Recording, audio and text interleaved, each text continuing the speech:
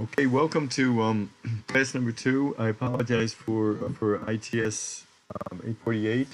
I apologize for the late start um, and also for the delay from yesterday. What we're going to cover today is we're going to cover we're going to continue to talk about security in general in terms of basic concepts.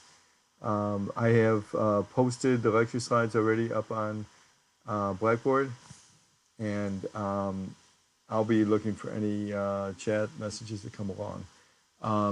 A couple of things I wanted to mention before we get started.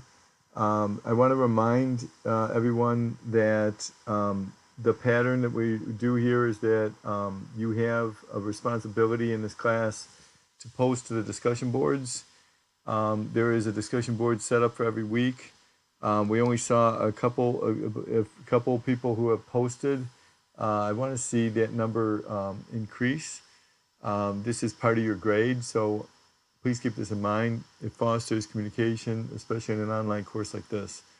If you have any questions, you're not sure how to do it, please let me know and send me off an email. I'll be glad to help you. In addition, I want to remind you also that this Sunday, the submittal assignments from last class are due. You are required to bring up Radish. As of yesterday, only some members had not even tried to log in. So please log into your Radish account for this class and verify that you can indeed have everything set up. This is to make sure that you're set for when we get on with our next assignments, that you have a lab environment. We do not want to wait till the last minute. That is part of the assignment, along with reading from the text and answering questions and doing a problem that's in there. So please look at that. There will also be a reading assignment and assignments posted from today's class, so it's important not to fall behind. I also want to make one more mention that late assignments are not accepted, so you please get them in by the due date. You're given 5 days or 6 days for a reading discussion assignment, and you're given 12 days for a submittal assignment. So should be plenty of time to get these assignments in. Okay, so what we're going to do is get started on this.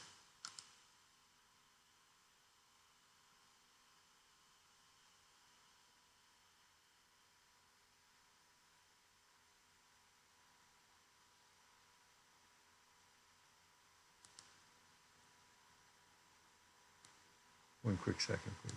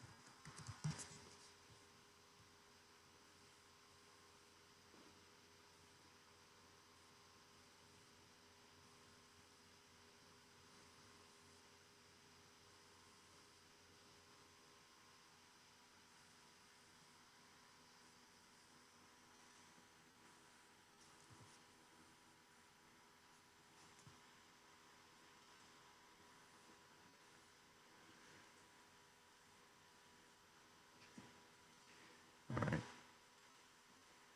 Okay, so let's take a look at the slides for today. All right, we're going to continue cybersecurity introduction from last class. And just make sure we're clear.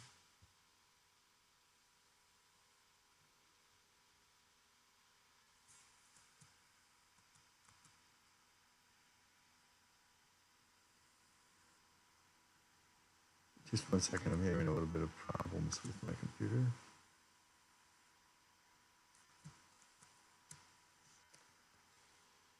Okay.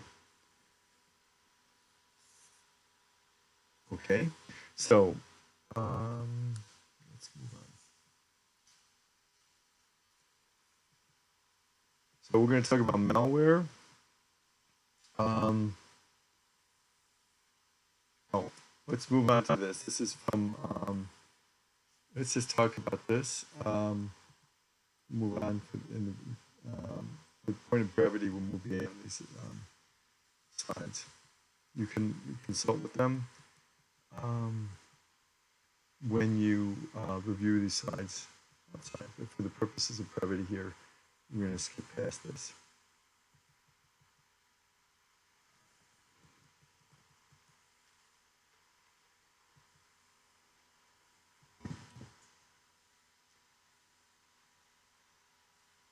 One thing I do want to mention here, though, is Stuxnet again has come into the news in the last week or so. It is widely recognized that Israel and the U.S. were behind Stuxnet. This was something I think we mentioned earlier, that it was where the centrifuges associated with refining uranium in Iran. There was malware that was created that would cause them to go past, spin past their recommended safety settings, and so what happened is they actually spun so fast that they actually broke apart, and a number of them were basically damaged beyond all repair. I think I've heard words like maybe 20% of them, and put behind their. These are very sophisticated devices, so put behind the Iran's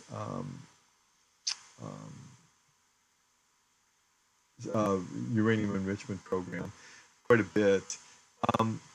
This wasn't this. It wasn't like Israel and the United States took credit for this publicly, but it is true that Iran accused Israel of this. Now they're talking about how Iran, after this event, that Iran has really stepped up their investment in state-sponsored cyber attacks, and that because of what had happened and the importance of what Iran has realized and how it could be attacked and how other countries can be attacked in this way, there is a reason to believe that because of the tensions between the U.S. and Iran, that cyber attacks may happen as a matter of course. There's a lot of stuff in the news saying that there's evidence that Iran is surveilling and the various key U.S. Computer systems, such as our grid systems that manage our power plants and so on and so forth. Remember, the different phases for executing an attack is that you first find a weakness, then you go ahead and you spend time scoping out the system once you're in, find out how you want to understand what the topology is of the computer network and system, where the and how you could launch an attack from within the system that you have. And so there's a lot of surveillance, a lot of that's going on, and this could be a prelude to a cyber attack, or it could just be a routine operation. At any rate, Stuxnet has been in the news recently, very recently. How much do you invest in cybersecurity? Well, there is a cost, and we'll probably talk more about this later in the class, but you have to realize that any entity that is have to worry about protecting their resources. there is they have to worry about the balance sheets. They have money to spend in all kinds of things. Things that can, if it's a business, for example, that can make them money. Cybersecurity doesn't make you money, so you have to make the case that it's worth spending the money, which would divert funds from other things. Um, Now, if you're all gloom and doom, it's not going to help very much because people tend to tune out. It's not a quantifiable argument, and a lot of times you have to really come down to cost and benefit, and so you have to try to um, quantify what you think the costs and the risks are. That can be really difficult to do, but the better you're at it, or the better you can be at getting the right kind of investment in cybersecurity. This being said, um, so it's like any other investment. Okay. This being said, it's not always the right thing to do to put all as much resources as you can into cybersecurity. And maybe the system it just isn't worth the resources to have this particular system locked down completely. Yes, maybe it could be attacked, but the damage that would get incurred from it might be less cost than what you would be investing to completely lock it down. So you have to come in with an even hand here and make a good judgment in terms of what is a justifiable reason, argument for um, investing in cybersecurity to protect these particular resources. Okay, let's talk about trends. Trends in we'll talk about ransomware. We haven't really talked about that very much. Um, so there's two different types of ransomware. There's a locker style ransomware, and then there's a crypto ransomware. Um, locker style is what came really was the earlier forms of ransomware came as locker style. What would happen is it's kind of like you would see in the movies. You try to log in or bring up your computer, and it locks your screen and pulls up a screen that you apparently can't get past, and may have an icon that looks like a hacker or something creepy, and then it will say that your system is locked and you can't use this device until the ransom is paid. Um, so if you try to just go ahead behind the scenes and remove the ransomware, the files can often be unusable, and this is meant to say unavailable. Um, so that was it. It turns out, though, that in some cases, at least in early cases, you could get past the victim screen, and there were ways to have some limited use of the device, even outside of, outside in some cases anyway. Um, Now, let's see here. So, but the crypto ransomware is more integrated, and basically what it does is it doesn't just put a splash screen up and that you have trouble getting past, but you could perhaps get past. This actually encrypts your files, encrypts a lot of the key files, and you basically can't use the key. The files that are encrypted prevents you from really making use of the computer system. So it's not like you're putting forth a splash screen or something up in front with that you could get past. You could use the device to some extent. Here, yeah, you have the um, you have access to the system, but it is locked. You can't really do much with it. Um, Things are encrypted right there on the system. Um, and even if you remove the ransomware, those files are still encrypted. So you still can't perform the key functions that these computer systems are meant to have. Examples that have been in the news in the last year or so. You've been Atlanta. The city of Atlanta had a tremendous, they got attacked with ransomware. they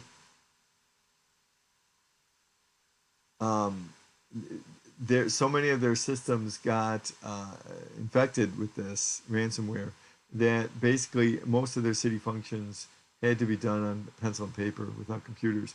They refused to pay the ransomware, so they had to rebuild their systems from older backups. And I don't think that they had been doing backups on as regular basis as they had were supposed to or should. And so they went for months like this, and it probably cost them all kinds of money, probably a lot more money than what they would have paid the ransomware. But again, it's a matter of the people who had initiated the attack. But still, it's a principle of the thing, and they didn't want to pay for this kind of attack, the people who attacked them. So I've heard also like New Orleans and other cities and governments have gotten attacked, and well, this is so here's the two kinds. One is that you either have a locker style, you put up a victim, you put up a screen on the computer that you can't get past, and even if you remove the ransomware, that screen's there and it keeps you from getting into the system in most cases. Or you really do something much more at a lower level. You actually encrypt the files, and they can't decrypt it until they pay the money. At which point, what they do is they give you a tool. Well, they probably already give you a tool, but they give you a passcode that you can put in to decrypt the files. And as I think I may have mentioned last week, this is can be they may allow you to decrypt the files, but it may be 3 at a time, and maybe thousands or 10,000 of files that have been encrypted. But you do have a means to decrypt it, but it can be a slow and painful process, even if you pay. So what are the trends in ransomware? You can see here from this chart that where ransomware in general is shown in blue. This is for 2015. And you could see it was really a lot of ransomware attacks in the first half of the year, excuse me. And you can also see that the crypto ransomware, it really went up as a percentage, to the point that it went from almost like 10% to about 60%. Since 2015, you can see how there is a tremendous growth in ransomware. It has really been increasing. There's all kinds of families of ransomware. This is an eye chart. You can look at it offline. And it just goes to show you that how this is almost like you can read this from this is 2012, where you have just 1 or 2 different types of families of ransomware. But as you get farther and farther along, you can see about how there's more and more different types and variations of ransomware have popped up. And when you see something like this in a tree, that just means that there's been one variation, and then other people have variants based on that, and then sometimes people build variants based on that. So what do they expect in the future? That you're not necessarily going to see a continual explosion of the different variations of ransomware. They expect to actually have fewer families and variants. But what they do expect is more targeted ransomware attacks. Instead of just, indiscriminately targeting vulnerable systems, they're going to really try to be much more selective and much more strategic about who they attack. And the reason for this is even attackers have to worry about cost and effect. And this is a key point. Even attackers have limited resources, even the state-sponsored ones. So what you really want to do is you want to make sure that you're putting your resources where they'll get the best return. This goes for trying to protect your system as well as the ones that are trying to attack it. So ransomware, it turns out, doesn't really scale that great.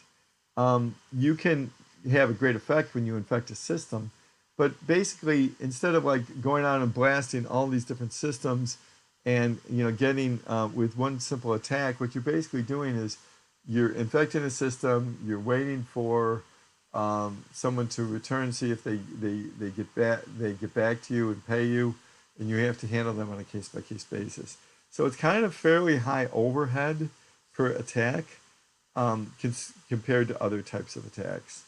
Um, there's certainly they certainly can cause a lot of damage, and that's not to be denied.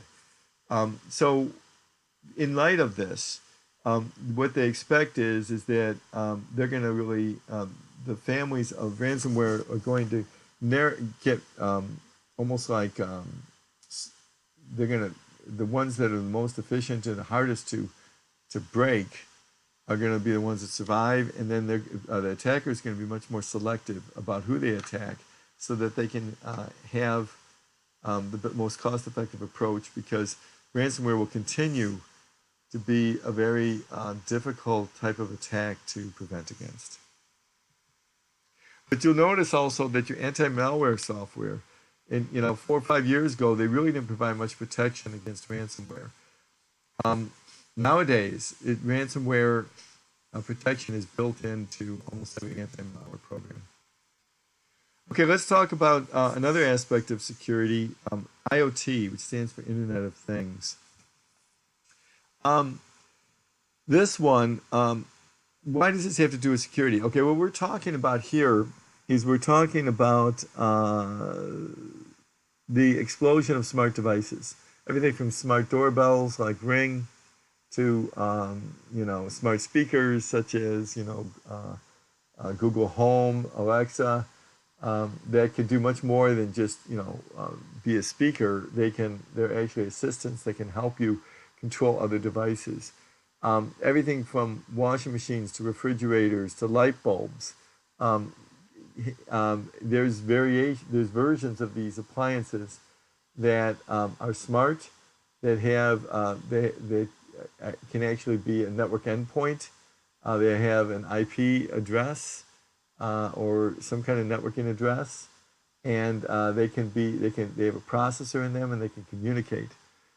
What this means is they also can be targets for security attacks. So just to give you a sense of the growth of the Internet of Things in the world, you'll see over here on the left is the billions of devices, and you'll see they had about a million of such devices in 1992. They're projected by the end of this year to have over 50 billion devices. This is a lot of devices. Remember, it's not just in your homes.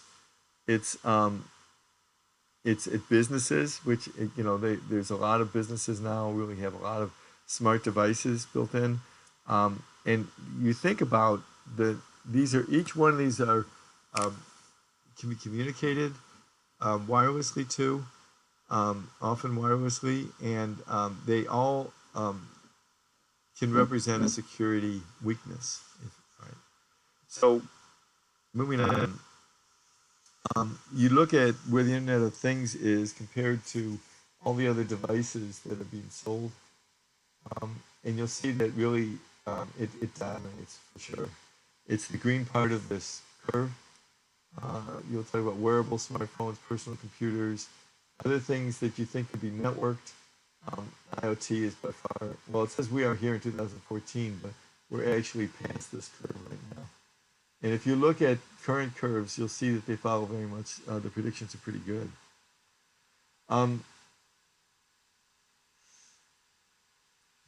So this can represent quite a security problem. So let's take a look at some more here. How much are people spending on security and these IoT devices?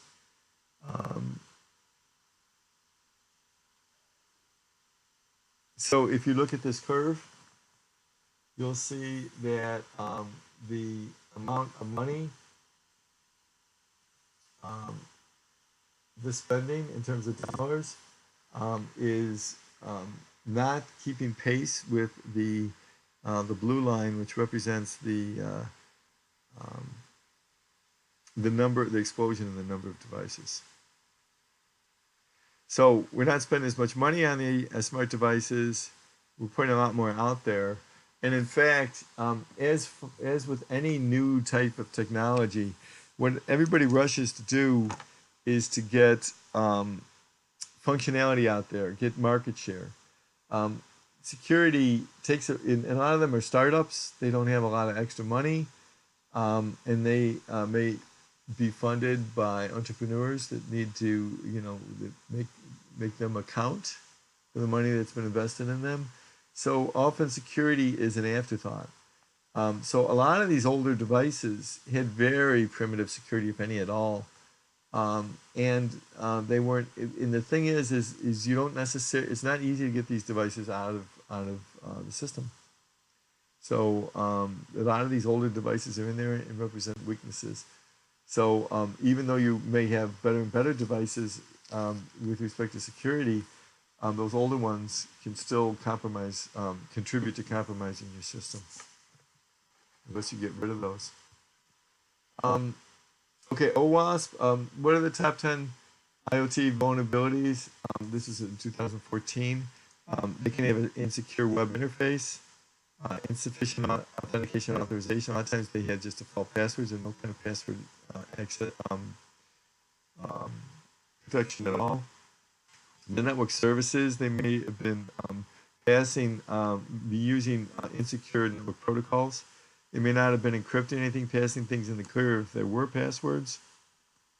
The kind of information, this is privacy concerns, the kind of information that they were sending back and forth um, could be, or keeping as maybe something that they shouldn't represent a privacy concern, that you're now storing data all across these smart devices.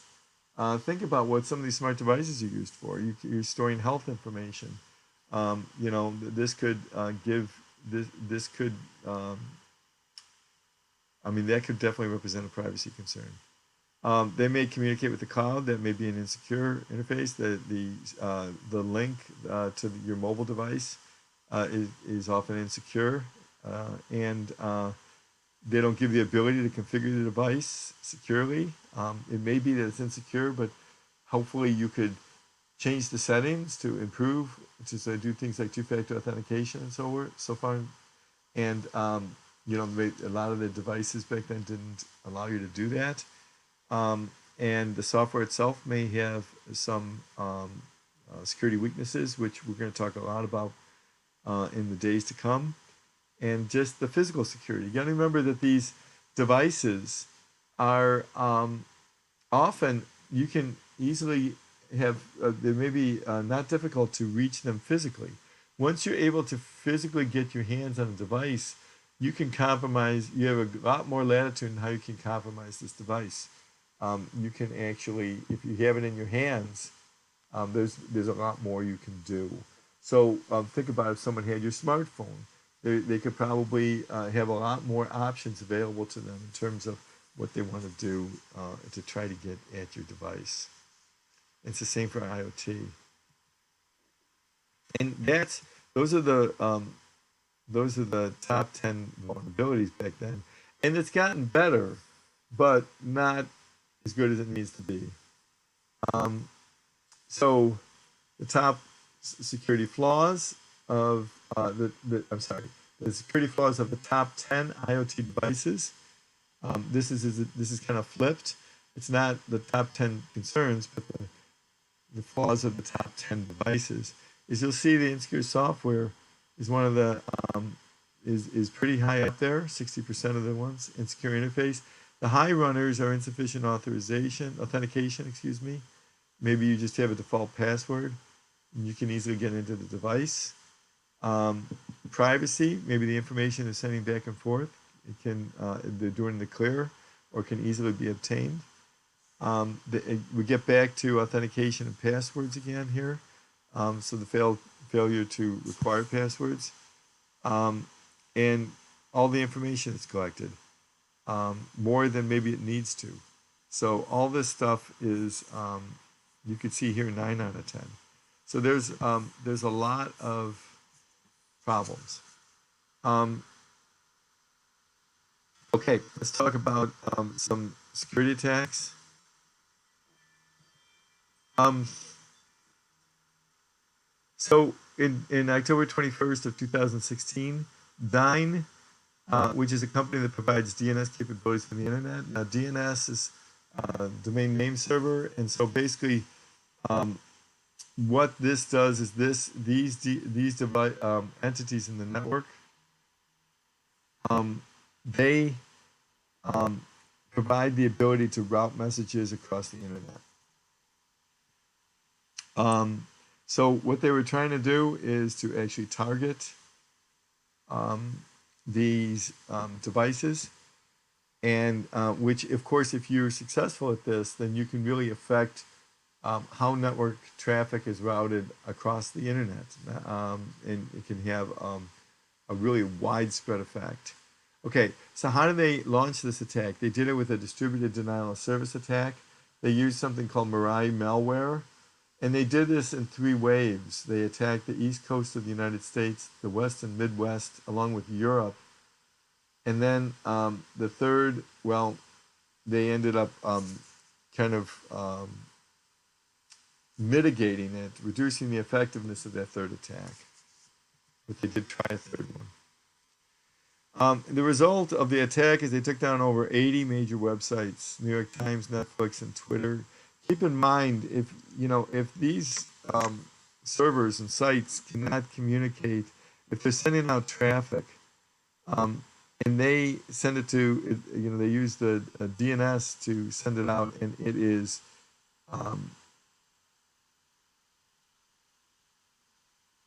well, let me put it this way. If they attack a DNS server, or they attack the company that provides the DNS capabilities, then it impedes the ability of companies like this to respond to traffic, to send traffic, to publish information, and as well as customers that want to get and make use of their services, get on and any of the online services. For example, the New York Times. Well, Netflix clearly is online, as is Twitter. Okay, so how did they do this? The IoT devices were compromised to flood Dyn's DNS servers with requests. Now, the one way to deny service is just to keep them so busy they can't do anything else. So they used IP cameras, printers, webcams, etc., and they infected tens of millions of IoT devices with this virus. And so what this really means is that these smart devices sent messages targeted at these Dyn's DNS servers.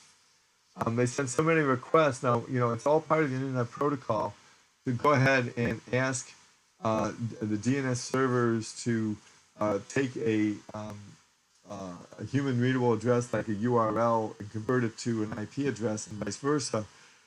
But if you you flood it with requests, then you can slow it down or even bring it down, and that it keeps that service from legitimate customers such as like the New York Times and Twitter and Netflix. So they just basically enlisted the services of all these IP cameras and printers and webcams and had them all shoot off messages to the DNS servers. So the Dyn DNS servers were flooded with a huge amount of requests, as much as 1.2 terabits per second. Now, the attackers didn't leave any evidence behind. They attacked, they didn't ask for any ransom, and those systems were compromised in the long run. So all they wanted to do is, I guess, prove a point. The New World hackers in red code claimed responsibility, and they promised another attack. Why? Because there is a security blogger called Brian Krebs. He's also he has a big profile in the cybersecurity world.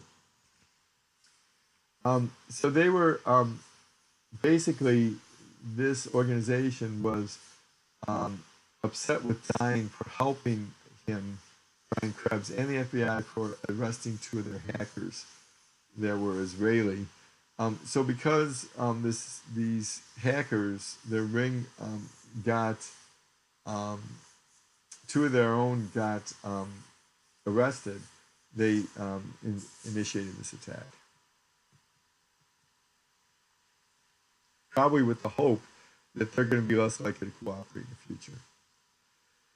There's also Reaper Botnet around 2017. It's also called IO Troop. It was believed that about 2 million devices were infected in over 1 million organizations. They were infected in just operating normally, but once they got the right command sent to them, then they would execute whatever this whatever this malware, whatever instructions they were told to execute. Okay. So the purpose was they wanted to do a DDoS attack, so probably the instructions would be send these messages at this rate to this target. And the other purpose was to do maybe network surveillance. So even though they may not have attacked, maybe those devices were collecting information. Also, these devices could form kind of a shadow network so that they could,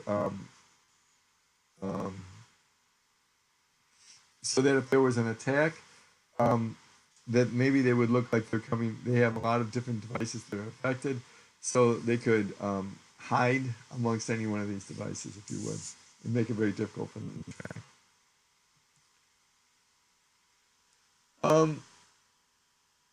So, again, a lot of these IoT devices, they're on small processors.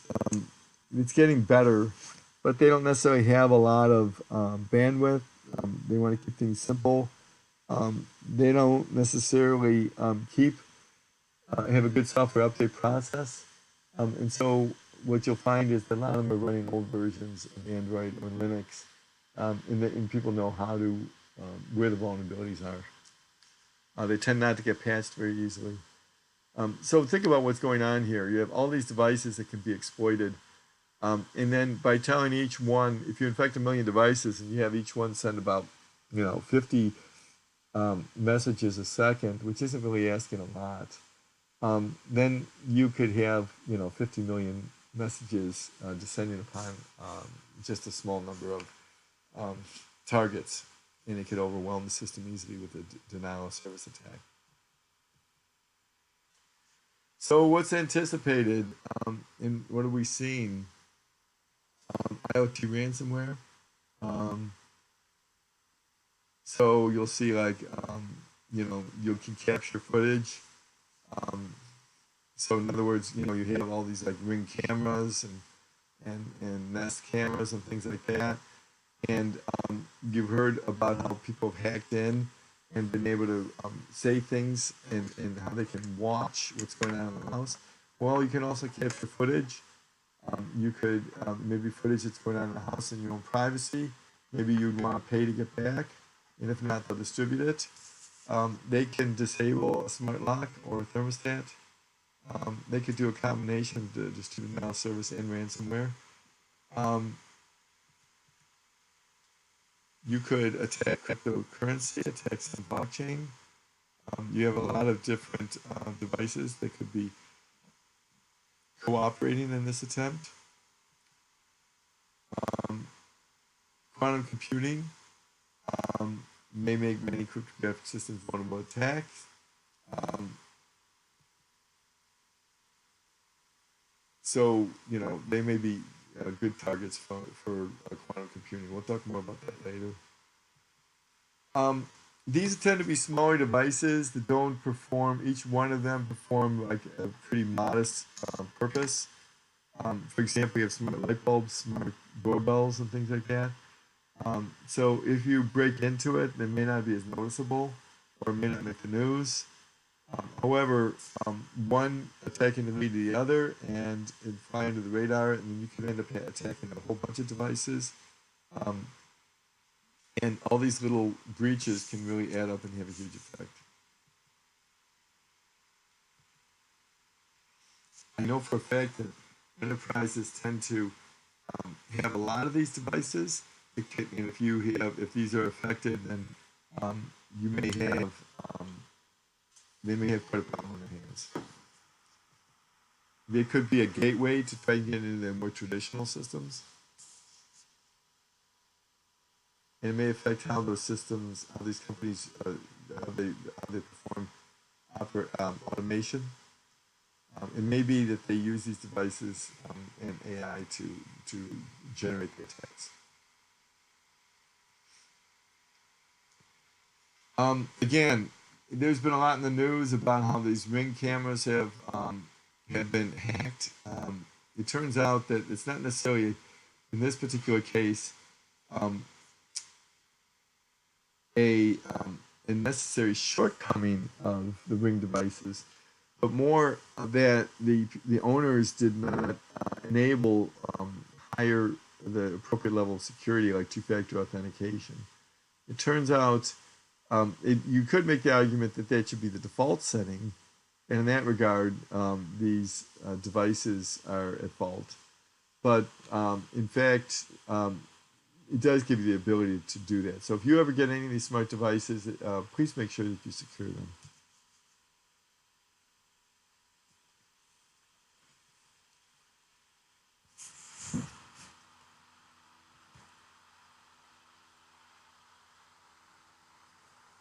There have been, and we've done some projects here at MIT where we've hacked into smart locks and printers. And what if we let's talk about smart garage door openers. If you hack into those, you can get into someone's garage. You get into someone's garage, you can often get into their house. Sometimes you can just the sensor attacks. So they could also send energy to sensors that can't be sensed by humans. There's a lot of things on this. Let's talk about this a little bit. Let's talk about sensors. So let's say you have a thermostat, and the thermostat is monitoring the temperature of the house. And let's say that they have hacked into the system. Now, you're going on vacation. So what do? You set the thermostat down. So if you notice that all of a sudden that the temperature of the house, the thermostat, is set low, even in colder weather, you could easily infer that the owners are not there for these periods of time, and you could assume that you have an empty house that could be attacked. So that alone, people need to consider those kinds of things. There's things where you could actually a voice sensor, for example. I was reading that what you can actually do is it turns out that some of these sensors, like I think it's Alexa, you can actually send a higher frequency voice that these sensors will interpret as a regular human voice. And so what they can do is they can record your voice somehow, maybe through another attack, and or it's through some other means. Maybe you've posted something up on social media. Who knows? And you could use your voice, record it, play it at a higher frequency that can't be heard by human ears, and then do it over longer distances, even play it at a higher volume, so that Alexa, for example, could hear it and execute whatever commands you want, like to turn on the TV, shut down this, do that. Remember, these devices are all interconnected. So there's different ways that you could attack through just by going through the sensors, either reading them or making use of the fact that these sensors have more sensitivity than the human sensors do. There's a lot of data being sent around, and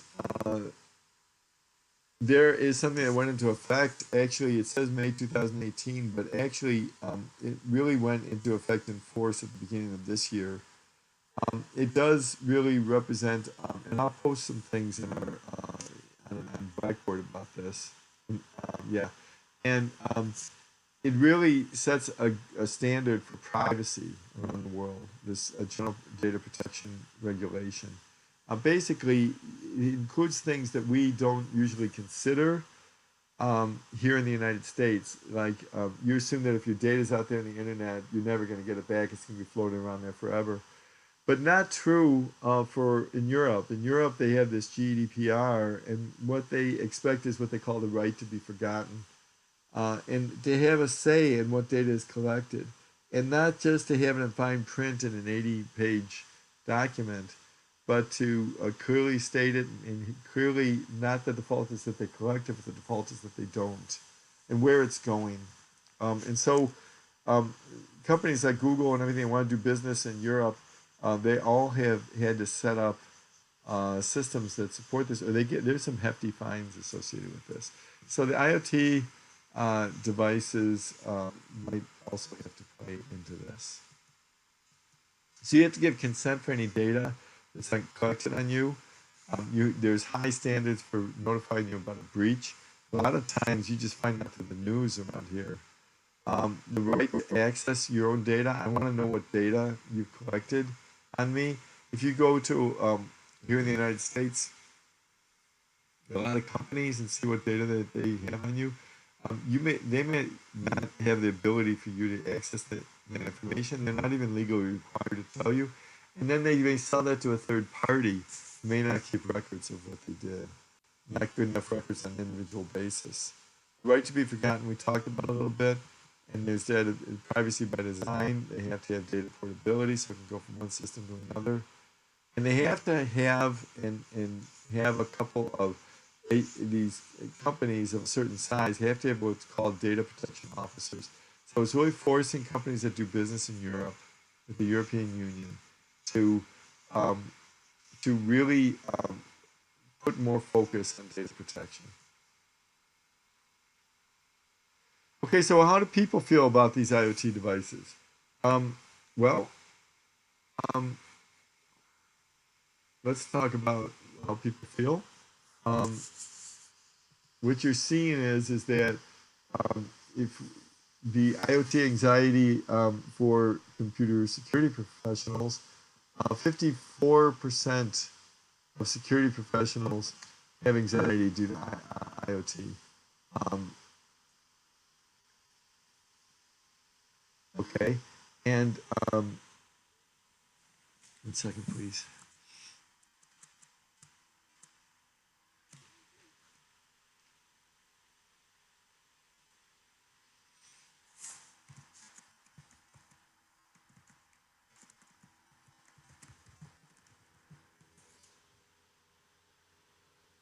So the line of business leaders may even have more anxiety about IoT security. IT leaders, not necessarily specific to security, 51% of them have anxiety. If you look at the barriers for securing them, often it's budget concerns. You have a lot of devices, it might cost a lot of money to secure all these devices. Um, they continue to use traditional security as not up to the task, and there is some skepticism by senior leadership. They're not convinced that these small devices could cause much of a security problem. Also, other causes of anxiety. Who's responsible for IoT device security? Often these aren't, you usually have to think of an IT organization as responsible for setting up your computers and your network and your servers, but not necessarily for putting in the smart light bulbs or the doorbells or other types of things. So who's responsible for the security of those devices? There's a lot of them. They're not expensive, but it can be expensive to secure them, and it could because there's so many, and they can be of different types. Um, and also to recognize what those challenges are. There may be many that are more specific to IoT than other types of devices. So the summary of the privacy and security concerns is that they're vulnerable to attacks, to hacking because it's supposed to be low cost. They're smart, but they don't really have all the computing resources for encryption and everything that the more sophisticated devices do. companies are happy to buy into using these smart devices, but not really into what it means to add all these network endpoints and secure them. The design of IoT devices is a problem. Privacy, they collect a lot more data now. And if these things are vulnerable, they can get a lot more data about you and about your business. It allows you to eavesdrop with all the sensors. And again, there's things in the news about that all the time. Unwanted public profile, GPDR.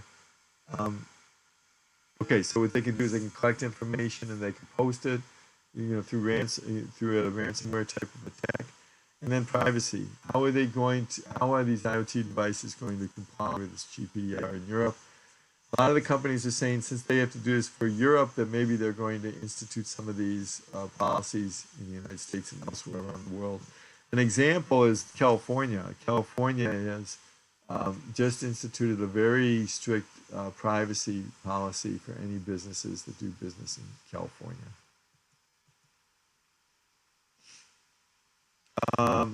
So a research and investment is predicted.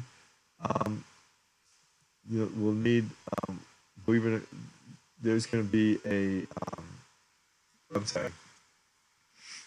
So the think tanks think that there's going to be a increased focus on Internet of Things, smart devices.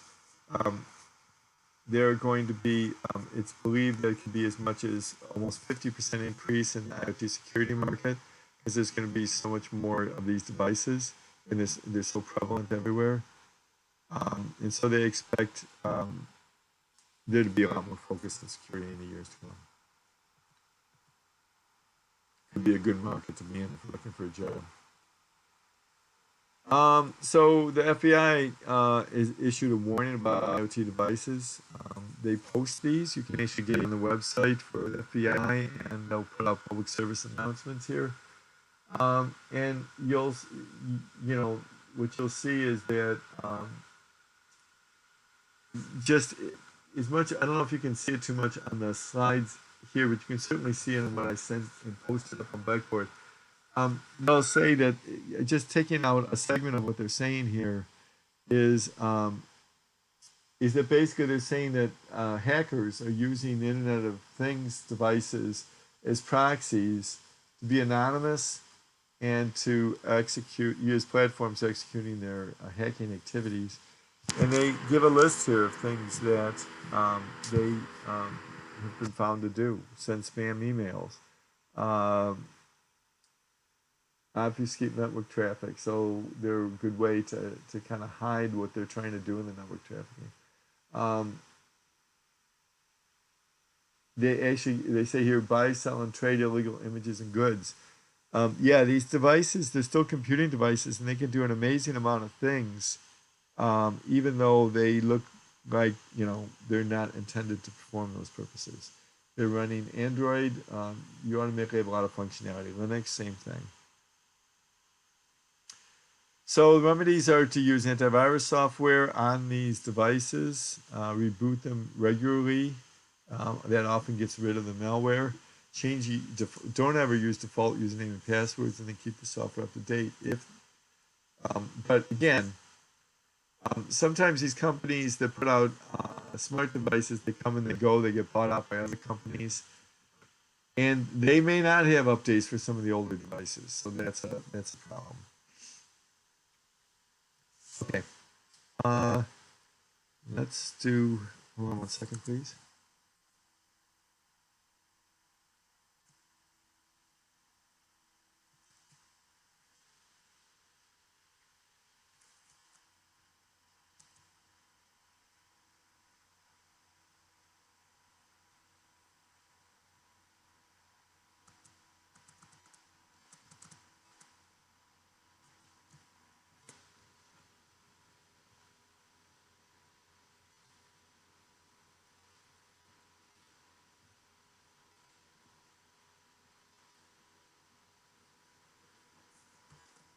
Okay, let's go through this, and then we'll take a break. More general trends. Okay, so the delay between a patch for vulnerability, between the time it's made available and the time in the application of patch use used to be a big problem. Okay, um, so what we saw in a lot of these vulnerabilities is that a lot of them, the patch had already been issued, okay, but they hadn't really been deployed.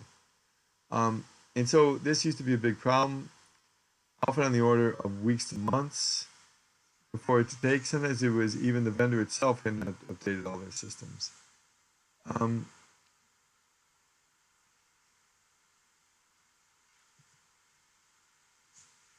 so the prerequisite, all right, so that's another trend is the prerequisite knowledge of hacker and the sophistication of hacking tools.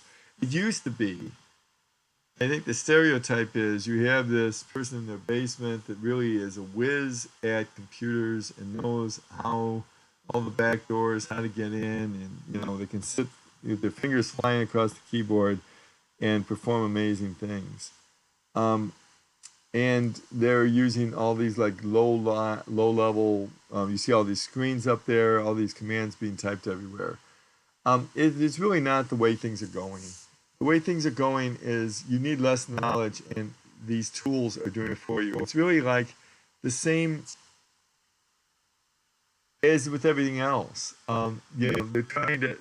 You have tools that can do a lot of this for you, so you can actually go in the darknet and buy an SDK, a software development kit that'll help you write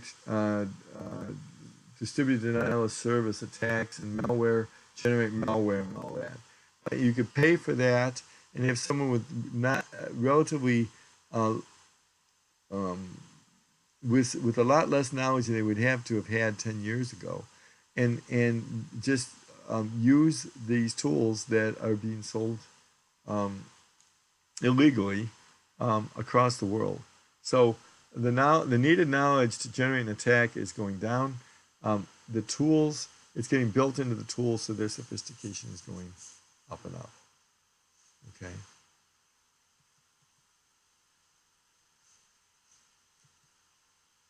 So today, the ISPs, organization networks, and individual computers, they do a much better job now of having firewalls, antivirus software, anti-spyware software, what's called blacklists and whitelists.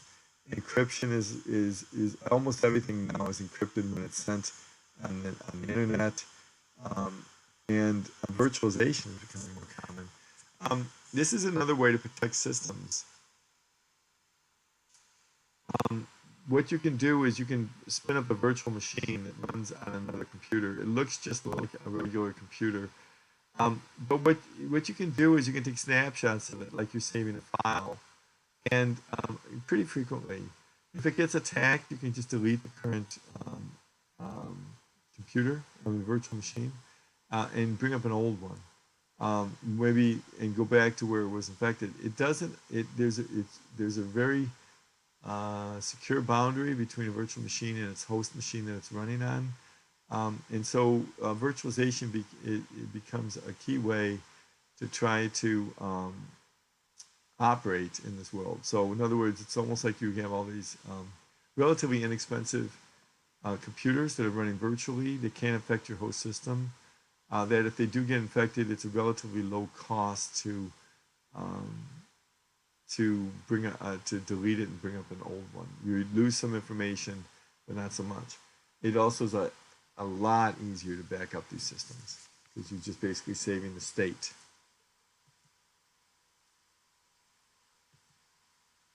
Okay, types of technology used. I look for something more recent, but I can't find a similar graph to this. But I think this does show a trend. I'll try to see if I can find something more recent. But um, you can see that even by this time, 2010, almost everybody uses firewalls and antivirus software right here. Anti-spyware, the percentage of deployment is very high.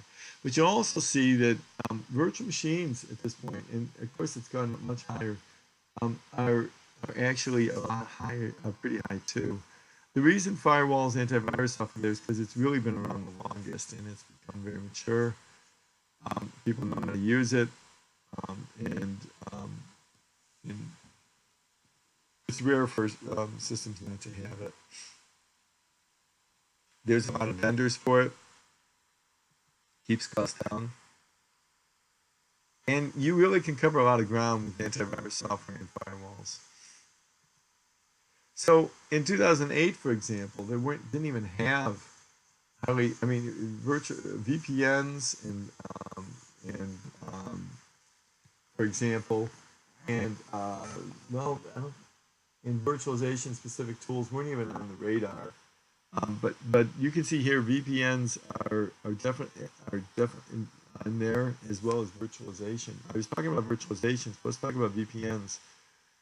VPNs is it's a virtual private network, and basically what it does is it really provides you with another. It's like a path, a network within a network. So you're able to communicate with other devices in a much more secure way. Your entire channel that you're communicating over, whether or not the messages themselves are encrypted, is encrypted.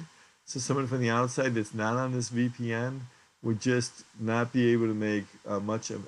It would be very difficult for them to find out much of what's going on. It would look like just a jumbled set of bits. So VPNs are a good way to secure communication between different parties. And the trend now is for even your smartphones and your personal computers and MacBooks to run VPNs as well. You can go into coffee shops. It would be much harder to get attacked and hacked. And even 10 years ago now, you can see that they were becoming a big thing in terms of how to protect your systems. Let's see here.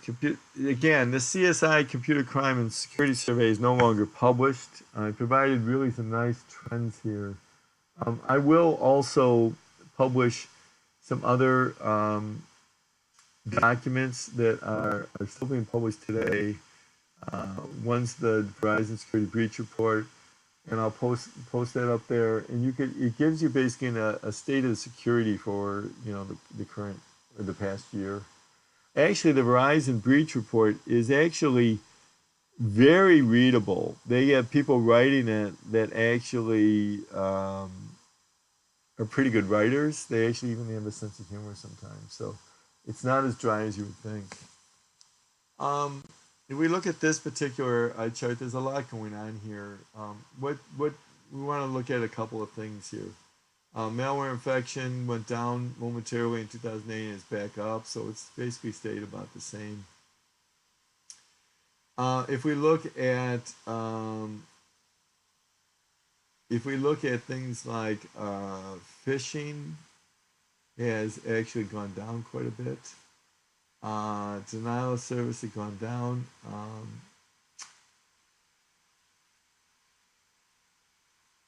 Bots have gone up. Okay, this is where you can, like we're talking about IoT,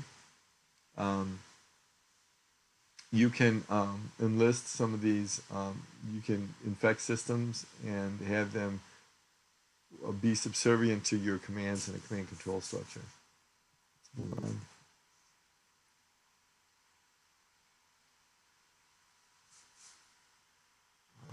Phishing went up.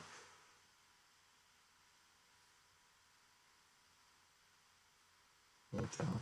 Sorry about that.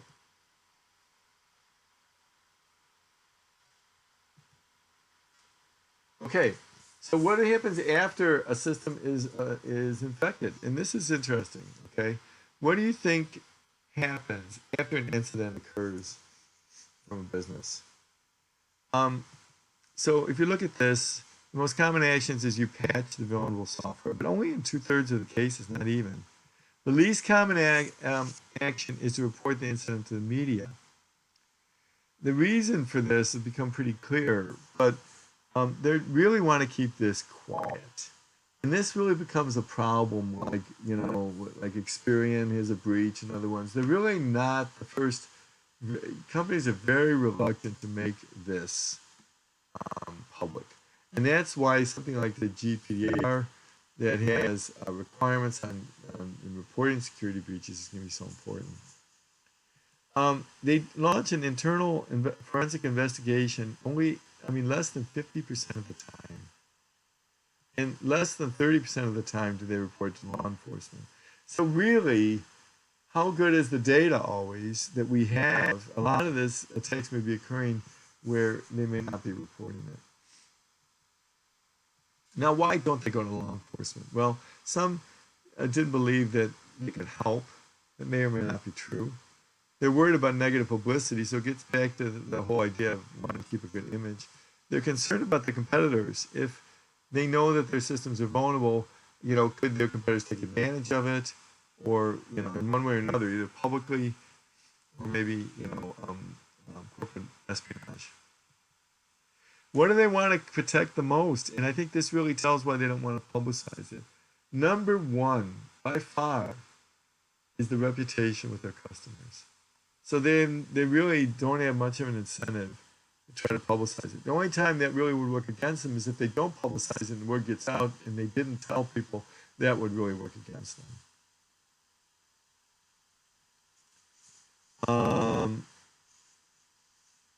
What they want to also protect the intercompany communication, the strategic plans, regulated data. They're least concerned about the actual liquid cash or employee information is very low.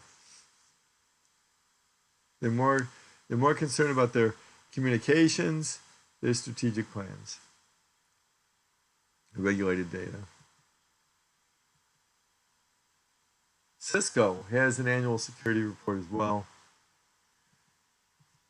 So there's something called a PUA, called a potentially unwanted app, and suspicious binaries. They top the list in terms of the most commonly observed malware. Usually these are small apps or programs that deliver spyware and adware that puts the ads up on there.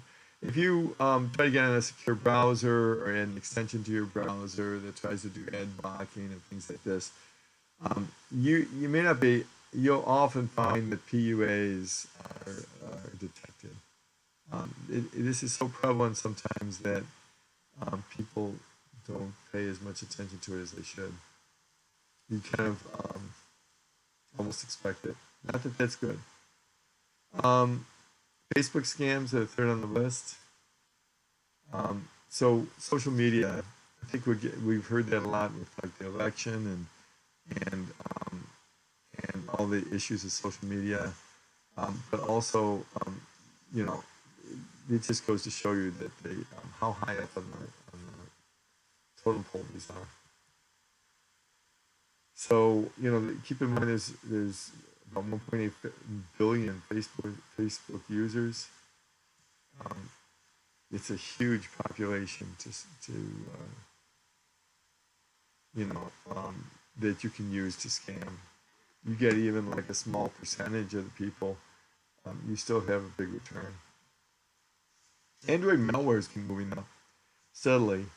They're taking advantage of people. It's getting more and more common that mobile devices are the targets for attacks. We keep so much information on it.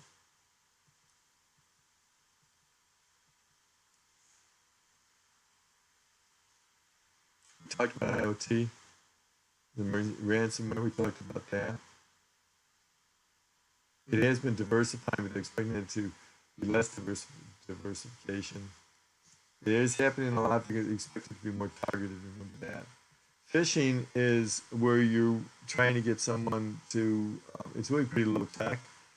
You look legitimate, like an email. You ask them. You generate trust in terms of put information about you in the message. You think it must come from a trusted source. And so, you end up opening an attachment or clicking and then affecting your system. It's still a very big threat and continues to be because it really relies on human nature as much as it does on technology.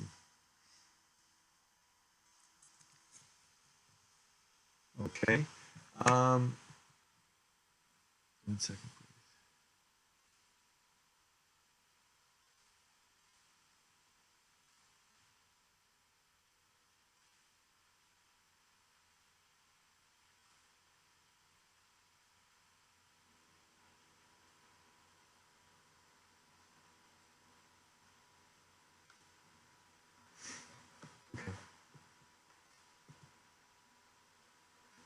Industrial control systems.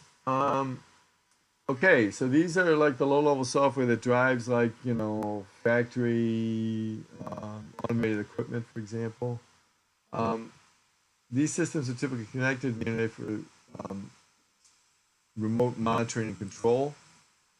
Um, you remember, almost everything has software on it and can be exploited and is connected. Typically, these systems are underreported. They use off-the-shelf products. They tend not to be, because they're not reported, it's really, we don't have a lot of numbers on this. But as you can see here, um, the number of industrial control systems that are, um, that have been, that have vulnerabilities here is really gone up quite a bit. This is an area that hasn't had a lot of research in the past and can, um, obviously these systems get infected and you can gain control over it. You can cause a lot of damage. Some of these industrial control systems perform important functions. Anyway, it's an active area of research. Here's some, where can you go for information about attacks? You can go to the Internet Storm Center and you can click on this to get updated information. Let me see if I can do that. A second here.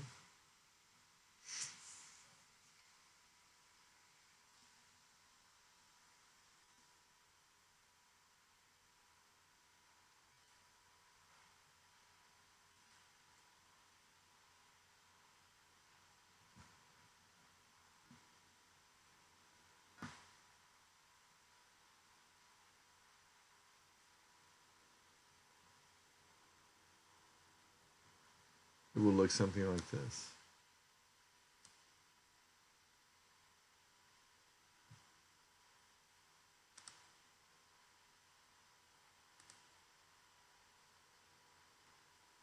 So you'll get kind of a running blog on what different types of attacks, and you can get a lot of useful information about it in pretty much detail. This is something they have in Germany. Um,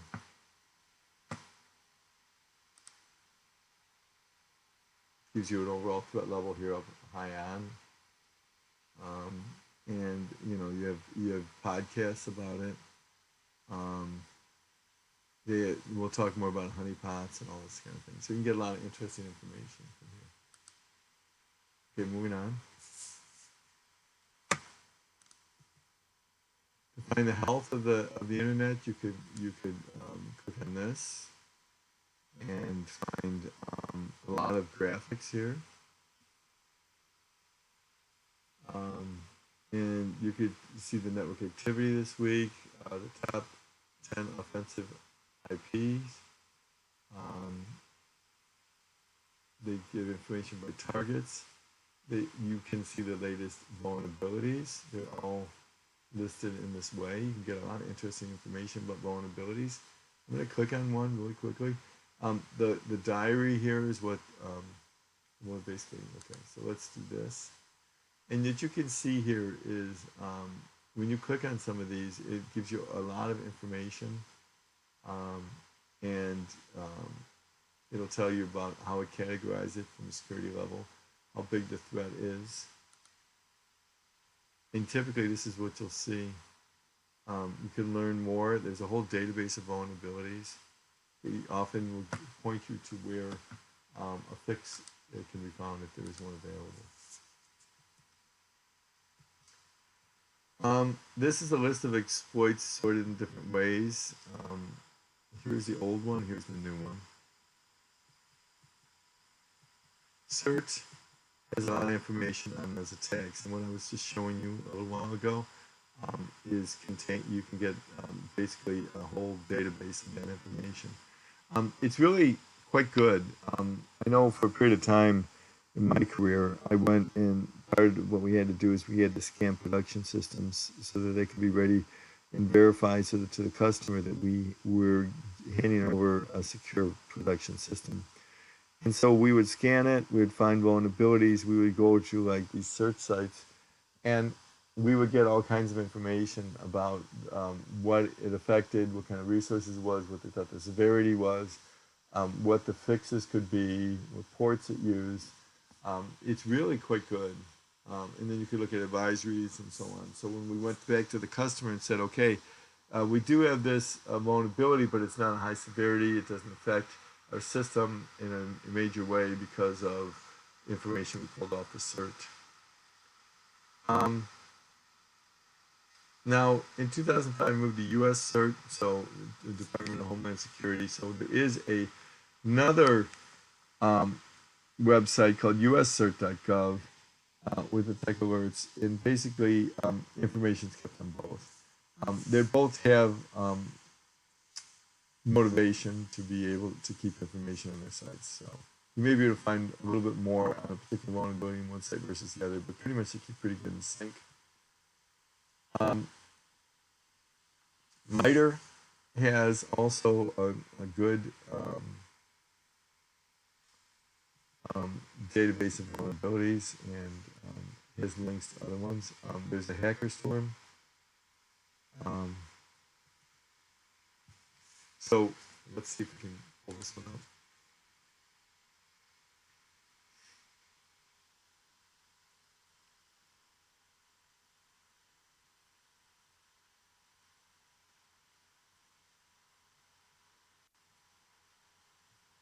So if you want to find out any information about an IP, email, username, or domain, and see if it's legitimate, if there's been any threats associated with it, you can look it up.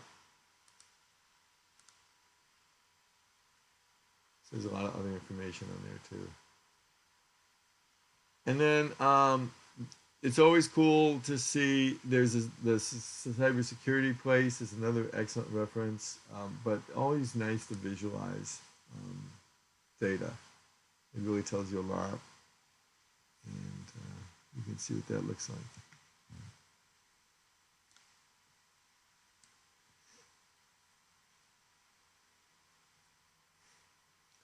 So you can see here where in 2009 to 2019, you could right now it is doing things by year, um, but if you want to do it by data sensitivity, you could see how things are. Oxy data gives you a lot of information about 380 million records were compromised. U.S. Customs and Border Protection was compromised, 100,000 records. Facebook, 420 million records. You can click on any of these and get more information about it. Notice that the color indicates high risk or lower risk. So if I want to go for I don't know, Australian National University, I can get you can get information on it. Okay, pretty cool. Now you can go and Google this stuff, and you got to be careful though, because sometimes the most insecure sites are the ones that claim to help you with security. It's not uncommon to have something that advertises a free tool to secure your system that actually has malware within it, and you can infect your system that way. So be careful about what sites you use. The ones that are published here should be free and clear. Okay, we're going to take a quick break, and I will be back.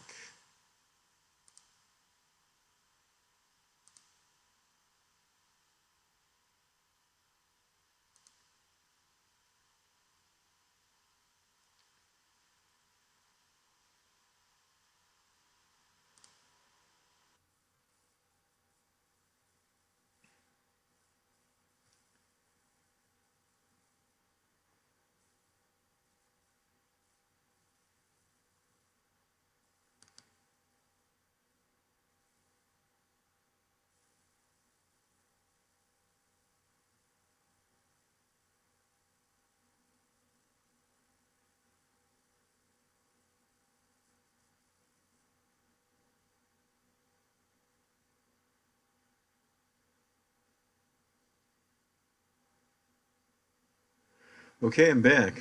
let's continue on.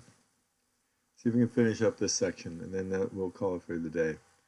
Um, okay.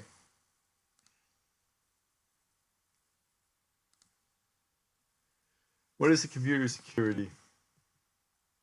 So we're going to take a closer look here at computer security. We're not just talking about trends anymore, or just looking. We're looking at a particular, what it takes to with respect to a single computer and security.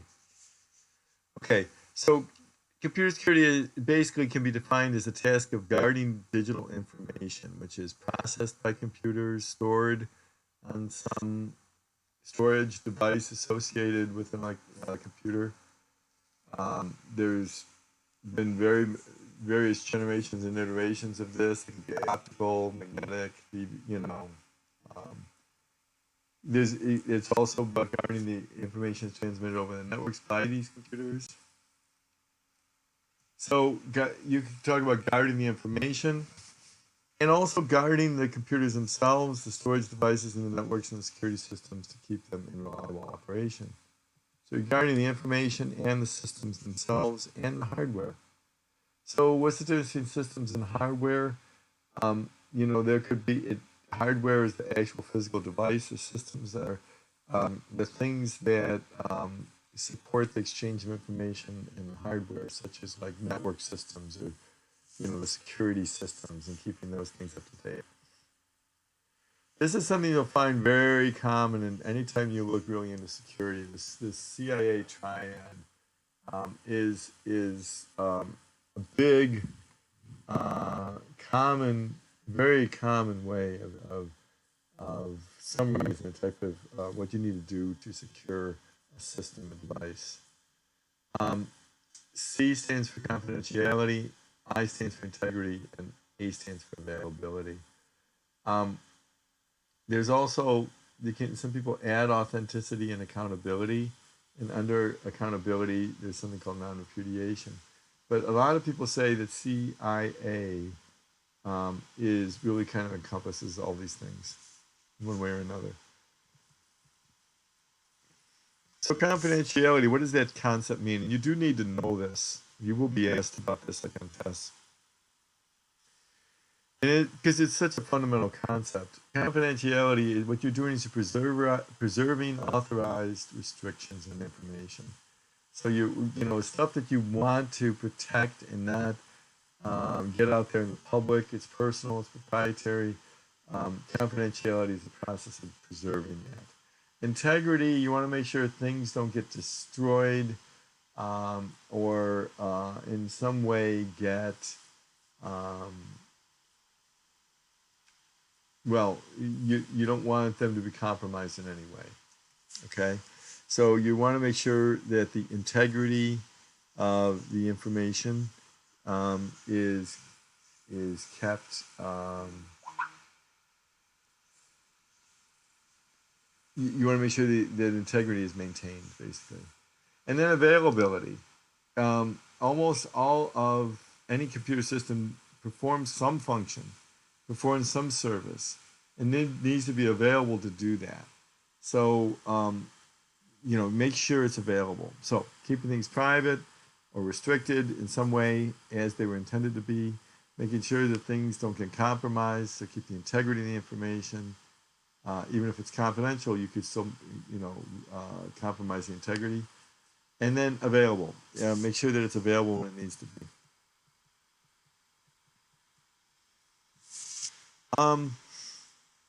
So with respect to confidentiality, if you apply that to data, it basically means that you're assuring that the information is not.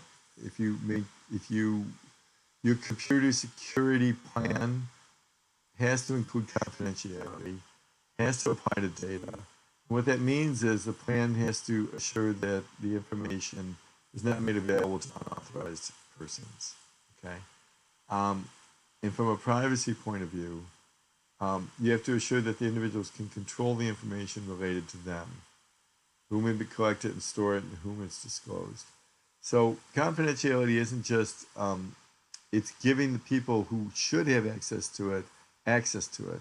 Give them the ability to define who should be able to access it and see it. And then you have to be able to carry out those wishes and make sure that other people who are not intended, as defined by the individual who controls the information, doesn't have access to it. Integrity.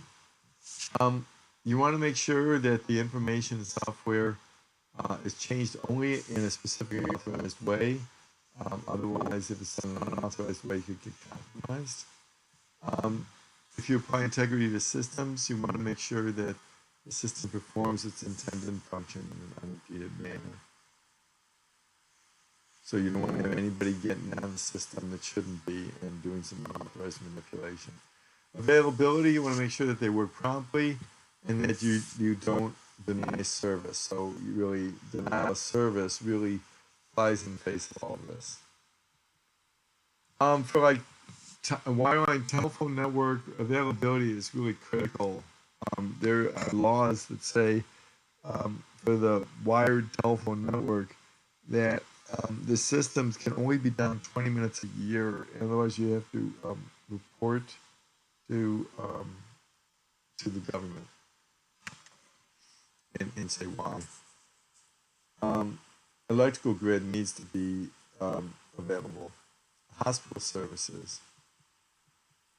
Okay, so what are those two that were written on the side? Authenticity. Now, a lot of people, there's some people that say you don't need to have, certainly the term is good, but you don't need to include it as part of the triangle because integrity covers this. But it is something somewhat more specific, and it is a term that's really worth discussing. Authenticity, you want to make sure that it's, you can verify that it's genuine and trusted, so that you can have confidence in it. It's very much akin to like when we were talking about confidentiality. You need to support the ability to be able to say who can have access and who can't. This is the same way for integrity. You really need to be able to say and verify if something is genuine or not. Otherwise, how can you really maintain integrity? But anyway, this is a term unto itself, and it's good to know.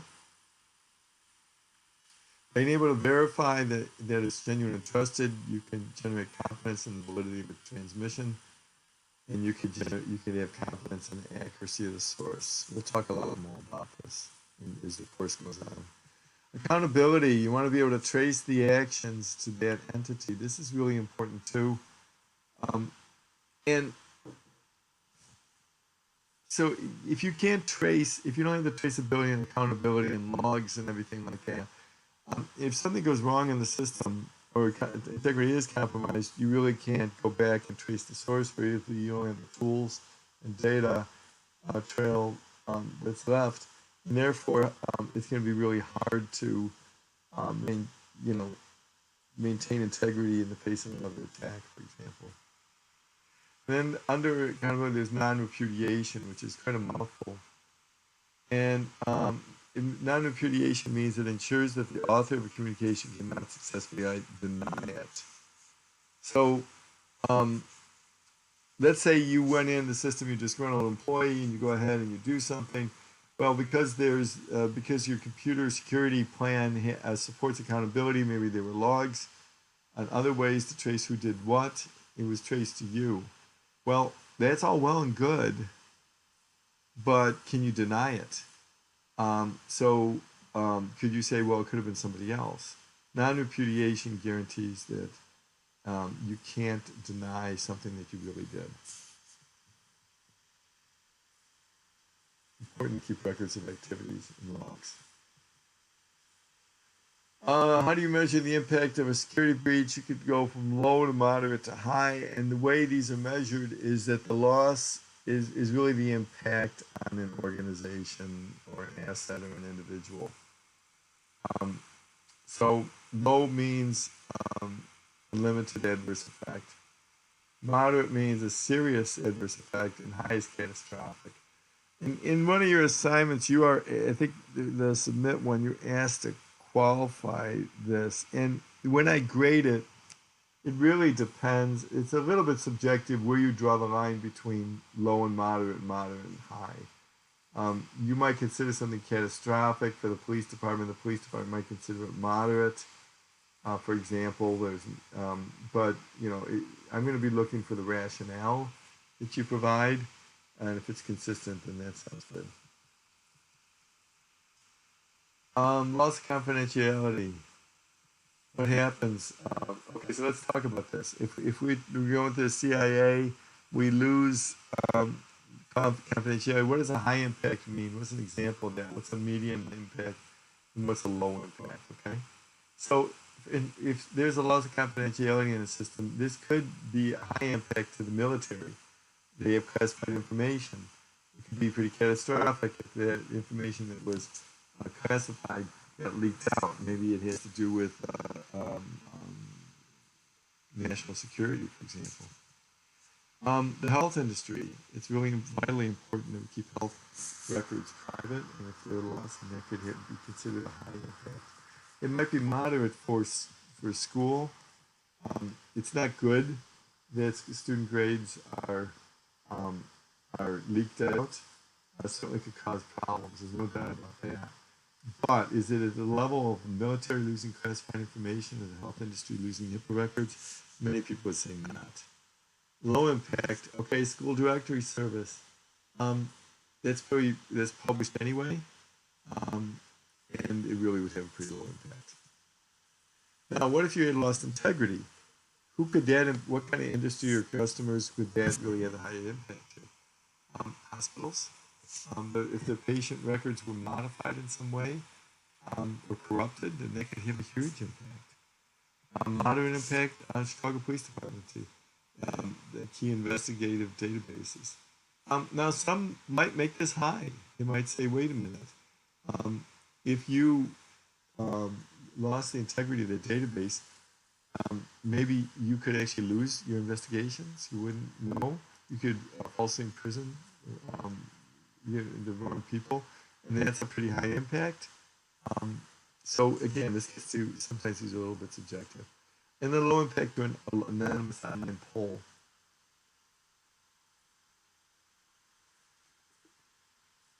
If this is anonymous and it got corrupted, it wouldn't be good, but it wouldn't have the kind of impact at the level of the ones that are listed above. Now, loss of availability. Who would this impact the most? Well, air traffic controller systems. You got to have those available all the time. Planes are coming in and out. You ever go to O'Hare, you'll see that there's planes coming in every minute. Moderate impact. The school's blackboard site. We lost availability. Yeah, it might be when a test is given or an assignment is. That would have a pretty important impact, but nevertheless, it's not at the level of what we do. So we consider them moderate. And then online directory lookup. We lost availability of that. Sure, people might be needing it and they can't have it, but again, what is the sum total of its effect? It would really be pretty low. So what are the challenges for computer security? All right, so we list the CIA ones. We talk about low, medium, high impact, and so the fact that what people do, like they'll we listed some charts earlier about that, but really it's not easy to secure computer systems. You have to consider potential security attacks on the security features. You have to okay, so here's the thing with this slide's really trying to tell you is that okay, you can go ahead and put the mechanisms in, but what are the challenges in doing that? And if we look at the first one, computer security may not be as simple as it first appears. You want to make it pretty straightforward, or people are going to find the workaround and they're going to bypass the system. Okay. You put in the security features, but you got to consider what happens if those security features are under attack. Do you have backup systems? Do you implement a couple of different vendors? Procedures are used in some security systems that are often counterintuitive. This kind of gets it with the simplicity thing. if they're not easy to use or easy enough to use, people will try to find a workaround, and then you lost your effectiveness.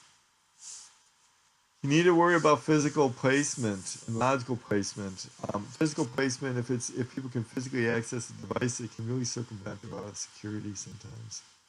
Logical, you don't want to put the wrong nodes in the wrong networks, for example. You want to segregate, different levels of different systems might have different security needs. You want to put those together and put them all under a certain type of um, security system. If you don't plan it out properly and logically place them where they shouldn't be, that can cause security problems. Or even just figuring that out can be a challenge. Okay, you have to worry about additional protocols, additional algorithms, and you can put all this in place, and all the attacker really needs is to find a single weakness. You need to do is you need to find all the weaknesses. So it is a challenge. Trying to get people to see the benefits of security before a failure occurs, that can be a challenge. It gets this cost effectiveness we talked about before. Security requires regular and constant monitoring. You can't just put it in place and walk away, but that requires resources. And if things are going along smoothly, people think, well, I can pull people away because, nothing's happened recently. But just naming that they're doing their job well. And as we talked about before, a lot of times when products are put out, they'll try to worry about functionality first and security last. So they try to bolt it on afterwards. It really isn't incorporated throughout the system, and that's another challenge. A lot of people think of security as an impediment, so trying to come up with a user-friendly way of doing security is really a good challenge. Okay, so let's talk a little bit about more of these in detail. I talked about it a little bit already, but let's see if I can add anything to it. The requirements might seem simple, okay, but the fact that the requirements are simple doesn't mean it's a good indication of complexity. You could state things clearly, but how do you go about and implement them? Sometimes the requirements can be very high-level terms, or the requirements don't go into the details of the entire product. It may just say, keep everything free of vulnerabilities. Well, how do you go about doing it? And what is everything? And does it have to be all of them? There could be a lot of work associated with that. And in order to make a computer security system work, you really have to understand the system. You have to understand the environment, the product, what processes are needed, what ports have to be open. You can't just close the ports that shouldn't be open. It could be that your product needs those. So to be able to know that, talk to the experts, know how it's used, all this stuff is really important. It takes time. You can't have someone that has no knowledge of the system put in computer security. You tend to think of security features as protecting the system, but also realize that they're targets for attack. Procedures used to provide some security features can be counterintuitive. You have to be careful users don't try to bypass it or misuse it. A lot of times, people want to put even the security products out there, and they don't worry so much about how easy it is to use.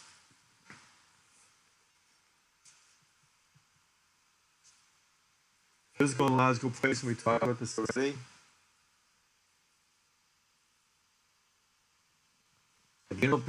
If this isn't using the right protocol, isn't using the right protocols, using the right protocol stack, or isn't this product is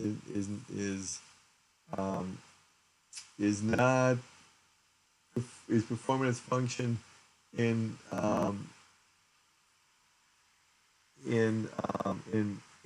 place that isn't. Let me put it this way: if you want to think of security, you have to think about where you place assets in your system, and that can have an effect on what network things are operating in, what physical location they have, what protocol stacks you're using, product design and procedural stuff and everything like that. Maybe you're using HTTP and not using HTTPS. Okay. Procedural stuff, how you bring up a system, that could be another thing. All right, additional algorithms and protocols. So one security feature typically is depends on other security feature mechanisms. So for example, people would be in possession of some kind of encryption key. So you need to have ways to secure those kinds of things. So just by virtue of the fact that you have security means you have additional data that you need to protect. I think this is self-explanatory. This also, often they'll put money in after the fact, after the damage is done. So security is not necessarily a product motivator, but it can be a product dissatisfier.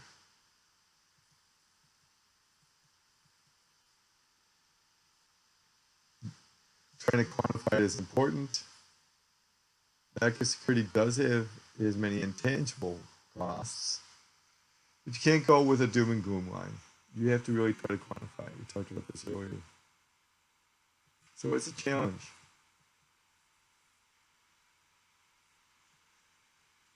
It is difficult to justify dedicated resources with the fact that no news is good news. So trying to keep a thriving team is important.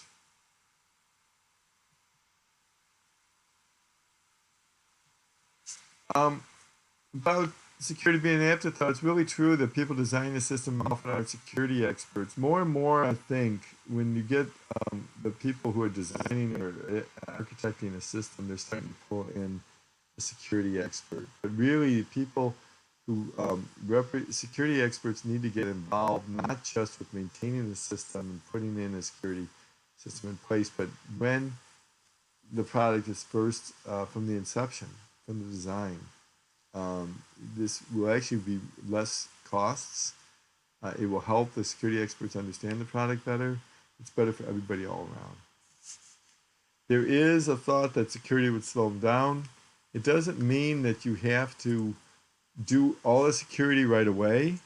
What you can do is you can design the security and in such a way that you can phase in the security later, but you still design all the other components so they'd be compatible with it.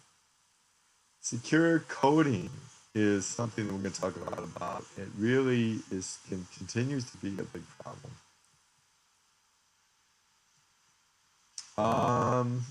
Human factors need to be considered. You want to make it as transparent and unobtrusive as possible. Or they'll turn it off or not use it, or find a way to work around it.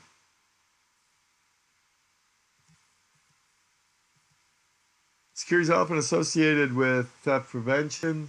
Auto drivers install security systems in their cars to prevent the cars from being stolen.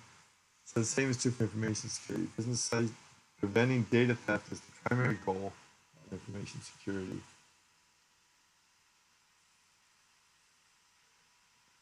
So the biggest cause of financial loss due to security breach is the theft of data. So one of the most important objectives, as we saw earlier, is to protect important business and personal data from theft, as we saw from the previous chart. If you fail to protect data, there are laws in the U.S. that they incur serious penalties. HIPAA, that protects health records. Sarbanes-Oxley Act that protects accounting and investor information. The GLBA, the Graham-Leach-Bliley Act, it considers personal financial data. And there was a U.S. Patriot Act that has been sunsetted, so no longer applicable. There is a Domestic Security Enhancement Act of 2003, which is a revision of the Patriot Act. And in Europe, the GDPR, which again, even though it was initial phases in 2018, it went in full force in 2020. So what about the cost of attacks? After an attack, you got to clean up, take some time, money away from normal activities. Each attack cost the company an average of $213,000 in lost man hours and related costs. 1/3 of corporations report an average of more than 3,000 man hours lost. So, based on the number of employees here, you can see, get the laser point here.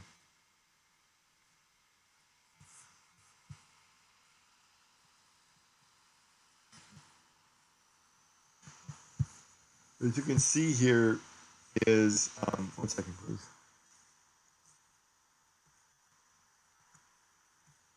Okay.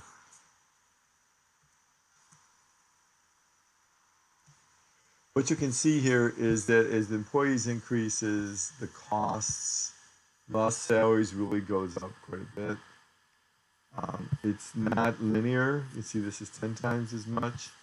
This is well over 10 times. Hours lost productivity scales up quite high.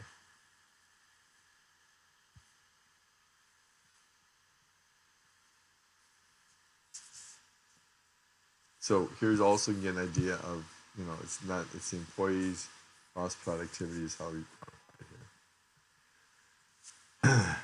All right, so growing cyber terrorism. A growing area of concern amongst defense experts is surprise attacks by terrorist groups using computer technology and internet. It's termed as cyber terrorism. They could attack and cripple a nation's electronic and commercial infrastructure. Meaning that prime targets in this country are not owned and managed by the federal government. That is not true in many other countries, but here it is. So you really, there can be laws and regulations in terms of keeping these systems secure, but in fact, there can be some weak points here. Cyber warfare as opposed to cyber terrorism is another area. Sometimes they're used synonymously. The difference here is cyber warfare tends to be state-sponsored, whereas cyber terrorism usually has a cause. There might be a dedicated group with with some kind of ideological goals, extreme ideological goals. Identity theft involves using somebody's personal information. Use that then to establish bank and credit card information. So you leave the actual victim with the debts and hurts their credit rating. In fact, even an attempt sometimes to use it can hurt your credit rating. Okay. It is a growing problem. There is legislation that has been enacted called the Fair and Accurate Credit Transactions Act to address identity theft. But honestly, the onus is still a lot of times on the victim to prove and try to do the legwork to determine that retrace the steps of what the hacker did to try to restore their credit. There's some very high-profile identity theft, such as Target Core breach. Okay, I'm going to go through this quickly. It takes 20 minutes. You can drive home for IIT, you can watch a sitcom, class break. But according to the SANS Institute, which is a real prominent security organization, it's at the time it would take an average unprotected computer running poorly patched Windows once it's connected to the internet. Plug it in, 20 minutes is all it takes. That's not enough time to update the security patches in Windows. And, when you think you get a new computer, you take it out of the box, plug it in, connect to the internet, already got Wi-Fi, it's not really physically connected, you just turn it on, give the password for the Wi-Fi password, and you're connected. You're not necessarily going to try to get patches right away. This used to be a big problem way back in the day because by default the firewall was off.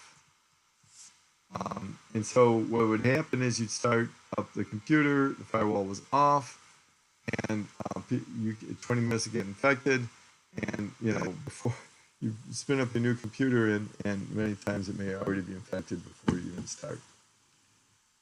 Now, infected doesn't mean it's not usable. It may mean that there's some spyware going on or some other things that would eventually cause your system to degrade. Now, you have ISPs like Comcast and others that do a lot of blocking of the ports that are used by viruses and worms. Your firewall is now on by default, and you usually have some automatic internal firewall, such as like Windows Defender or something that already is scanning the system as soon as it's turned on. So, so, so that's good. There's been a lot of improvements. All right, some accepted truths and goals. Truth number one: complete security does not exist.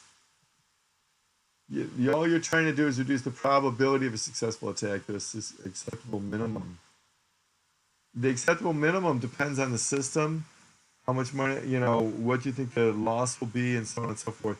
Now, keep in mind what you have going for you is that the attacker also is going to try to find the path of least resistance, the weakest link. So to completely close off something and make it completely secure may not be necessary. All you have to do is make it hard enough to breach the system that it's just going to be too much work for them that they're going to try to find an easier avenue. It's like that old adage, I don't have to be the fastest person, I just have to be faster than you. If we're running away from a bear. Okay, truth number two, cryptography, while crucial, is not sufficient. Yeah, encrypting things is great, but it's not the answer.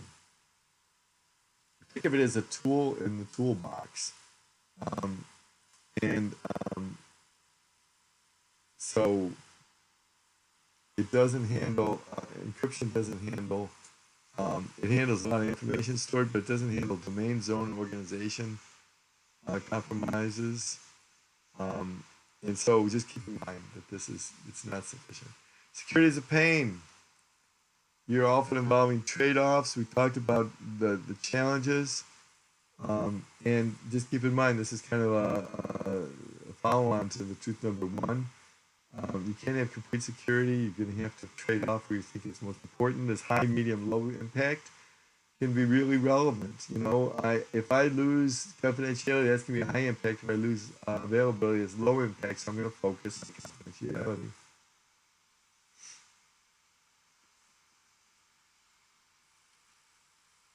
So let's look at home intrusion systems. They can change the way you do things. This is an example of how security can be pain. So you set up a home intrusion system. You have to set it when you leave. You didn't used to have to do that. You have to quickly disable it when you return. And if you try to walk the dog at night, maybe you would arm the motion detectors. You have to be very careful.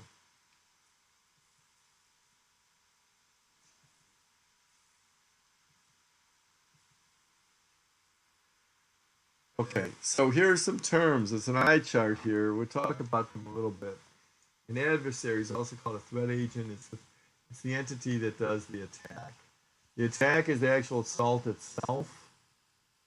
You're trying to evade security systems and violate the security policy of the system. Countermeasures is how you try to counteract it, what you do to try to reduce the threat.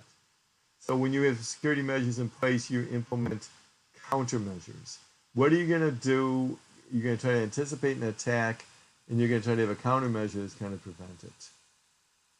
Risk, how much risk is there? If your system has this much risk because they might exploit this particular vulnerability. This is you use risk when you're trying to quantify to help you to quantify rationale for implementing security to your superiors. If you can quantify the risk and the harmful effect it can cause, you can use this to try to get a cost-benefit analysis. Security policy is the sets of rules and practices that you generate based on an analysis of the system and understanding what your risks are. It will include countermeasures that you want to put in place. A system resource or asset is a potential target. to an attack. It could be data, it could be a processor, a physical, logical. Threat is a potential for violation of security. It's a possible danger, and that it could exploit a vulnerability. A vulnerability is a flaw or weakness in your system. Here is a chart that basically how one works against the other. You have the owners that find value in the assets. They impose countermeasures to reduce the risk to the assets. They wish to minimize risk. The threat agents, they give rise to threats to the assets. They wish to abuse and may damage the assets. And then those threats increase the risk. So they're kind of working opposite each other. The target being the assets.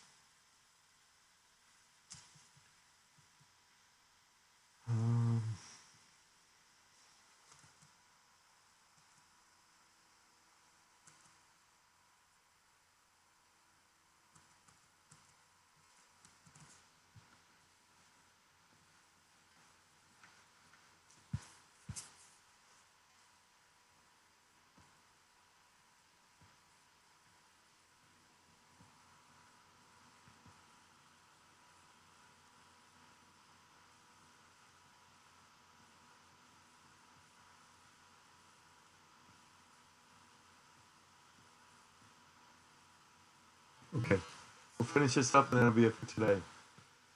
Threats and consequences. So what these tables show you, taken from your text, I believe, is the threat consequence. You can have an unauthorized disclosure, and it would be a circumstance or event whereby an entity gains access to data for which it's not authorized. This would be confidentiality here. And that would be a threat consequence. Your threat action would be that since here's different actions, different attacks that could be done based on this threat consequence. They could expose the data, they could intercept it, they could interfere with it, and they could actually cause an intrusion. A deception is another threat consequence. A threat. So here you have the threat, which is a circumstance or event that may result in an unauthorized entity receiving false data and believing it to be true. So it's false data, and you be true. So the deception is the threat. The attack. You could masquerade. You could falsify data. Or you could deceive another by falsely denying responsibility for an act. All of those are forms of deception, different attacks that are based on this threat of deception. So if you're trying to come up with a security policy, you have to take into account different types of threats, such as unauthorized disclosure and deception, consider the types of attacks that can be done, and then come up with countermeasures that could kind of minimize the effect of these attacks, or thwart them if you can. Another threat could be disruption. You want to this gets towards now availability, but nevertheless it's a threat. Disruption. You're trying to interrupt to prevent the correct operation of a system. How can you? What kind of attacks fall under this umbrella of this disruption umbrella? Well, you could disable it. You can incapacitate it. You could corrupt it by modifying system functions, or you could obstruct it. You could just hinder the delivery of system services, like a denial of service attack, for example. Usurping is taking over. That's another type of a threat.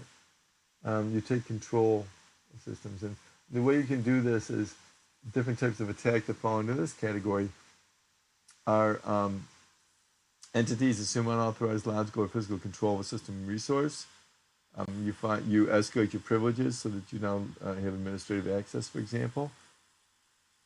Or you perform a misuse a system component to perform a function or service that is detrimental to system security. Um,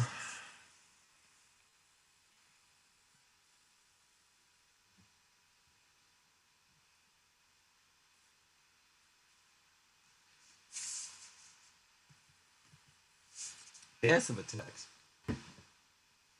are attempts to learn and make use of information from the system, but they don't affect the system resources. So things like eavesdropping, you're not really affecting the system. You're kind of just listening in a way. Eavesdropping, monitoring the transmissions. There's a lot you can learn that way. Even if it's encrypted, just the pattern of packets, where they're going, frequency, you can learn things. Um, the goal of the attacker is to obtain information that's being transmitted, and what the attack could be involved is you could do the traffic analysis, like I was telling you, or maybe some of the stuff it's possible to decrypt it, or it's been sent in the clear, and you could release the message contents. Those are now you really haven't attacked the system. You're just going with information going back and forth to it.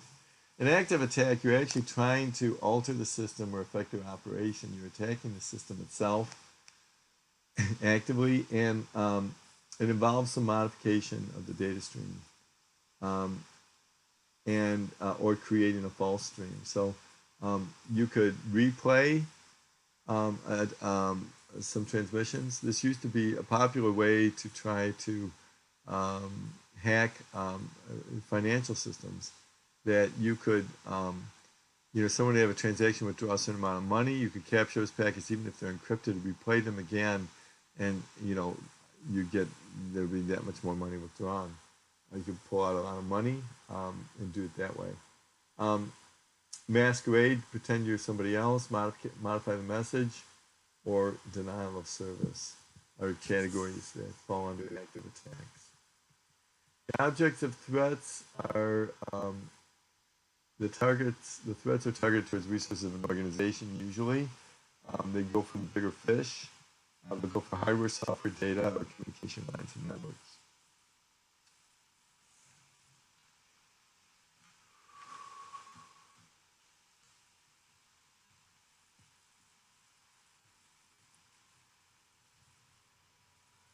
Okay, last time. Example of threats on computer assets. So you have hardware, software, data, and communication lines. If you want to take the CIA triad here, availability for hardware, you would you'd steal the equipment. If you wanted to do it for hardware, you want to take confidentiality, you would take like a thumb drive or a CD if they still had it. You want to violate the integrity. There really isn't for hardware. Not much that would fall into that category. Software now. You want to get rid of to affect the availability of software. You could delete the program. Confidentiality, you could have an unauthorized copy of the software. Integrity, you modify the program so that it fails to execute or does some unintended task. For data, you could delete the files if you want to affect availability. You want to affect confidentiality. You basically read something you're not authorized to do, that you're not allowed to. You could not necessarily have to decrypt it. You could analyze the traffic patterns and do some statistical analysis to reveal things about the underlying data, and still that still counts as confidentiality. You're still able to infer information that you're not supposed to have. Integrity, you could modify files or databases, put new ones in. And then lastly, for communication lines and networks, you could destroy messages, make them unavailable, things like that. Overwhelm it with messages so that the communication lines can't work properly. That's what denial of service is all about. Confidentiality, you can read the messages and again look at traffic patterns. And then integrity, the messages are modified, delayed, reordered, or false. So you can see how there's different ways to categorize attacks and threats on the system. For example, you can do it by passive or active. You could do it by threats. There's a lot of different ways to slice this. So just keep in mind. It's important that you know the CIA triad, what it is.